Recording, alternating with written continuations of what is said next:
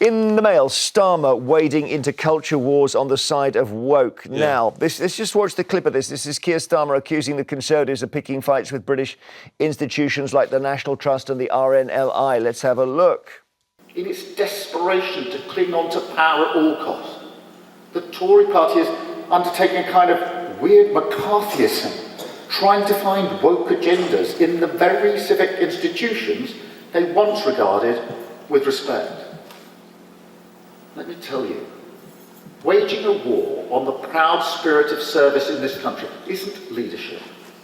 It's desperate, it's divisive, it's damaging. And it comes to something when the Tories are at war with the National Trust. Well, so the National Trust thing is because the National Trust badged up a lot of things as, trying to revise history. Yeah. The RNLI is because there were complaints that they were rescuing migrants. I don't know, do you think it's right? I think this is an indication of what we've got to come if Keir Starmer becomes Prime Minister. A massive support for wokeism. So the Mail agrees with you. Look at that headline. Oh, yeah, totally. He's on the side of woke. I totally agree. He's on the side of woke. What is the side of woke? Well, what's wrong with that? I'll tell you what the side of woke is. Woke is a politically left-wing institution in which people virtue signal to say, I am a nicer person than you, I am right and you are wrong. I will not tolerate you in any way questioning what I think is the right way for society to be run and to question every historical aspect of British history. That's very one-sided. It's very tunnel vision you've got there, Mike. Because let Narinder speak. Future generations and younger generations, that is how they feel. So you're they're being brainwashed. They're not being brainwashed. They're actually thinking outside this box that you're in. So this woke word, I honestly can't stand this woke word. But if Narinder, it's like, let's imagine you've got Churchill's house, and I don't know if that's the National Trust property, but they stick a sign on it saying, just be aware before you visit Churchill's house that some people think Churchill was a racist, for example.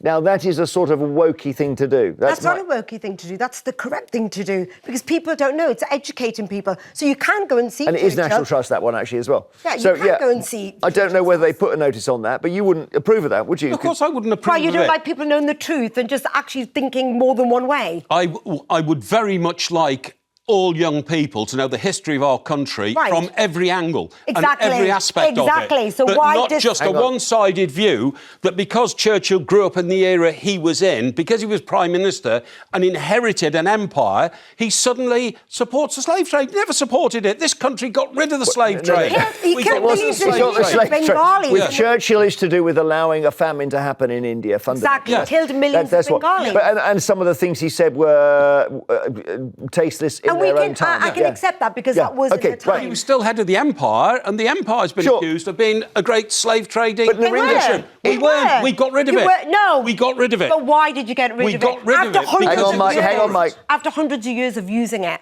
No. Okay. Isn't it the problem seems to be, Narinder, that if you've got Churchill, war hero, whatever, and then you have a little sign underneath saying, oh, by the way, he cheats at cards.